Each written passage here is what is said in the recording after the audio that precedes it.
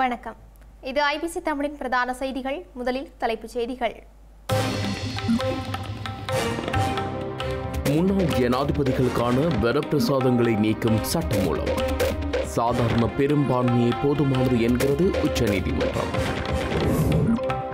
கடல் அட்டை பண்ணைக்கு ஆதரவளிக்கும் அமைச்சர் சந்திரசேகர் கடந்த கால நிலைப்பாட்டை மாற்றியதாக விமர்சனம். ராஜிதவுக்கு பிணை வழங்கிய நீதிமன்றம் வெளிநாடு செல்ல தடை விதித்து உத்தரவு. ரணில் மற்றும் கோட்டாவிற்கு எதிராக வழக்கு. பொதுமக்களை பாதுகாக்க தவறியதாக குற்றச்சாட்டு. இந்தியாவின் துணை குடியரசுத் தலைவர் தெரிவுக்கான தேர்தல் இன்று. முதல் நபராக வாக்களித்த மோடி. சமூக வலைத்தளங்களுக்கான தடையை நீக்கிய நேபாள அரசாங்கம் 19 பேரின் உயிர்களை பலியெடுத்த போராட்டங்களை அடுத்து நகர்வு. முன்னாள் ஜனாதிபதிகளின் வரப்பிரசாதங்களை நீக்குவதற்கான சட்டமூலத்தை ஸ்ரீலங்கா நாடாளுமன்றத்தில் சாதாரண பெரும்பான்மையுடன் நிறைவேற்ற முடியும் என்று உயர்நீதிமன்றம் அறிவித்துள்ளதாக சபாநாயகர் தெரிவித்துள்ளார். முன்னாள் ஜனாதிபதிகளின் வரப்பிரசாதங்களை நீக்குவதற்கான சட்டமூலத்தின் எந்தவொரு சரத்தும் அரசியலமைப்பின் எந்தவொரு விதிகளுக்கும் முரணானது அல்ல என உயர்நீதிமன்றம் வியாக்கியானம் அளித்துள்ளது. இன்றைய நாடாளுமன்ற சபை அமர்வின் ஆரம்பத்தில் சபாநாயகர் வைத்திய ஜகத் விக்ரமரட்ன உயர் நீதிமன்றத்தின் வியாக்கியானத்தை அறிவித்துள்ளார். இதன்படி குறித்த சட்டமூலத்தை நாடாளுமன்றத்தில் சாதாரண பெரும்பான்மையுடன் நிறைவேற்ற முடியும் என்றும் உயர்நீதிமன்றம் அறிவித்துள்ளதாக சபாநாயகர் இன்று அறிவித்தார். குறித்த சட்டமூலம் நிறைவேற்றப்பட்டால் முன்னாள் ஜனாதிபதிகள் மற்றும் அவர்களின் விதவைகளுக்கான ஓய்வூதியம் தவிர்த்து உத்தியோகபூர்வ இல்லம், தனிப்பட்ட பணியாட்கள் உள்ளிட்ட சலுகைகளை இழக்க நேரிடும் என்பது குறிப்பிடத்தக்கது. ஸ்ரீலங்காவின் முன்னாள் ஜனாதிபதிகளான ரணில் விக்ரமசிங்க மற்றும் கோட்டாபய ராஜபக்சவுக்கு எதிராக உயர்நீதிமன்றத்தில் வழக்கொன்று தாக்கல் செய்யப்பட்டுள்ளது. காலநிலை மாற்றங்களினால் ஏற்படும் பாதிப்புகளிலிருந்து பொதுமக்களை பாதுகாப்பதற்கான ஏற்பாடுகளை மேற்கொள்ள தவறினார்கள் என்று அவர்களுக்கு எதிரான உத்தரவொன்றை பிறப்பிக்குமாறும் அதனூடாக பொதுமக்களின் அடிப்படை உரிமைகள் மீறப்பட்டுள்ளதாக தீர்ப்பளிக்குமாறும் கோரியே குறித்த வழக்கு தாக்கல் செய்யப்பட்டுள்ளது. சுற்றாடல் நீதி மையம் குறித்த வழக்கை தாக்கல் செய்துள்ள நிலையில் வழக்கு உயர் நீதிமன்றத்தில் 3 நீதியரசர்கள் கொண்ட அமர்வின் முன் பரிசீலனைக்கு எடுத்துக் கொள்ளப்பட்டது. வழக்கு தொடர்பான ஆட்சேபங்களை தெரிவிக்க 2 வார கால அவகாசம் வழங்கப்பட்டுள்ளதுடன் வழக்கின் மேலதிக விசாரணைகள் எதிர்வரும் மார்ச் 13ஆம் தேதி வரை ஒத்திவைக்கப்பட்டுள்ளது. ஊழல் குற்றச்சாட்டு தொடர்பில் கைது செய்யப்பட்டு விளக்கமறியலில் வைக்கப்பட்டிருந்த முன்னாள் அமைச்சர் ராஜித சேனாரட்னவை பிணையில் செல்ல கொழும்பு நீதவான் நீதிமன்றம் அனுமதி வழங்கியுள்ளது. முன்னாள் அமைச்சர் ராஜித சேனாரத்ன புதுக்கடை நீதவான் நீதிமன்றில் இன்று காலை முன்னிலைப்படுத்தப்பட்டுள்ளார். லஞ்சம் மற்றும் ஊழல் விசாரணை ஆணைக்குழு அதிகாரிகளால் மேற்கொள்ளப்பட்டு வரும் விசாரணைகள் தொடர்பில் பிடியாணை உத்தரவு பிறப்பிக்கப்பட்ட முன்னாள் அமைச்சர் ராஜித சேனாரத்ன கொழும்பு நீதவான் நீதிமன்றில் ஆகஸ்ட் 29ஆம் தேதி காலை முன்னிலைப்படுத்தப்பட்டதை அடுத்து இன்று வரை விளக்கமறியலில் வைக்கப்பட்டிருந்தார். இந்த நிலையில் முன்னாள் அமைச்சர் ராஜித சேனாரத்னவை பிணையில் செல்ல கொழும்பு நீதவான் நீதிமன்றம் அனுமதி வழங்கியுள்ளது.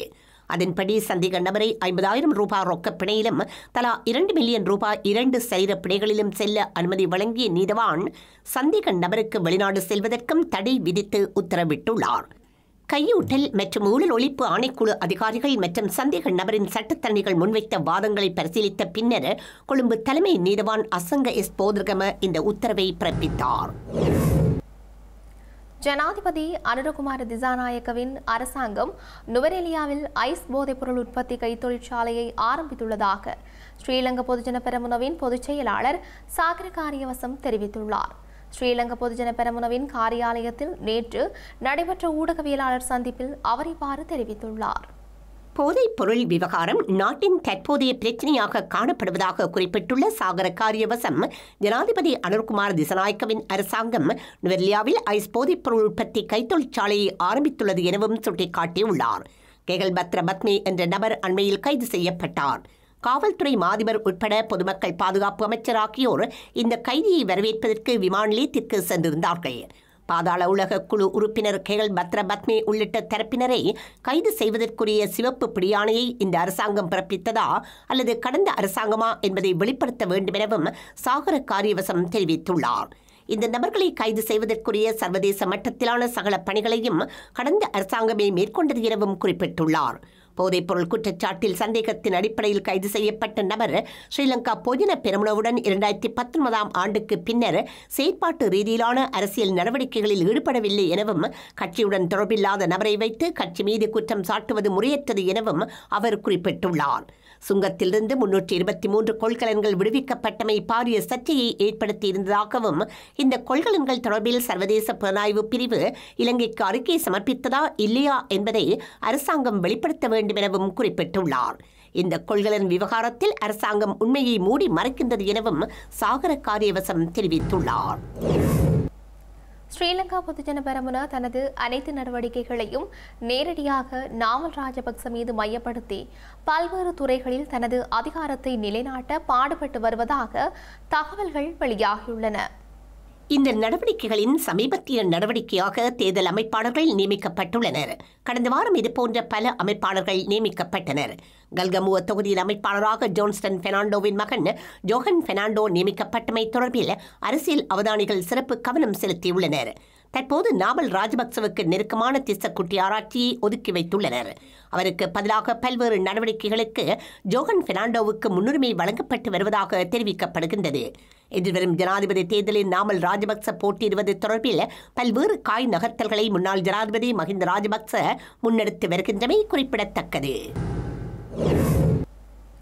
கடந்த ஆட்சி காலங்களில் கடல் அட்டை பண்ணைகளுக்கு எதிராக கருத்து தெரிவித்த ஸ்ரீலங்கா கடற்றொழில் அமைச்சர் சந்திரசேகரன் தற்போது அதனை ஆதரவளிப்பது போல் கருத்து தெரிவித்துள்ளமை பல்வேறு சந்தேகங்களை ஏற்படுத்தியுள்ளது. கடல் அட்டை பண்ணை எல்லோருக்கும் வழங்குவோம், பயப்பட வேண்டாம் என கருத்து தெரிவித்த கடற்றொழில் அமைச்சர் ராமலிங்கம் சந்திரசேகரன், நீங்கள் 1.5 ஏக்கர் பண்ணை வைத்திருந்தால் 1/2 ஏக்கருக்கு அரசாங்கத்திற்கு பணம் கட்டினால் போதும் என தெரிவித்துள்ளார். யாழ்ப்பாணம் குருநகர் பகுதியில் கடல் அட்டை பண்ணையாளர்களுடனான கலந்துரையாடலின் போது அவர் இவ்வாறு கருத்து தெரிவித்த காணொலி வெளிவந்த நிலையில் பல்வேறு சர்ச்சைகளை ஏற்படுத்தியுள்ளது.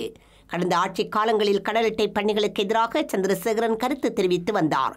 தற்போது அமைச்சராக உள்ள நிலையில் சட்டவிரோதமாக கடல் அட்டை பண்ணைகளை மேற்கொண்டு வருகின்றவர்களை பாதுகாக்கும் பொருட்டும் அரசாங்கத்திற்கு நட்டத்தை ஏற்படுத்தும் வகையில் கருத்து தெரிவித்தமையை காண முடிகின்றது. கடந்த காலங்களில் சீனர்களின் ஏற்பாட்டில் யாழ்ப்பாணம் அரியாலை பகுதியில் கடல் அட்டை குஞ்சு பொரிக்கும் நிலையம் ஆரம்பிக்கப்பட்ட நிலையில் அது பல்வேறு சர்ச்சைகளை ஏற்படுத்தியது. குறிப்பாக வடக்கு மக்களின் உணவு தட்டில் அடங்காத கடல் அட்டையை ஊக்குவிக்கும் முகமாக அமைச்சர் சந்திரசேகரன் செயற்படுவது சீனாவின் தூண்டுதலாக இருக்குமோ என்று சந்தேகம் ஏற்பட்டுள்ளது.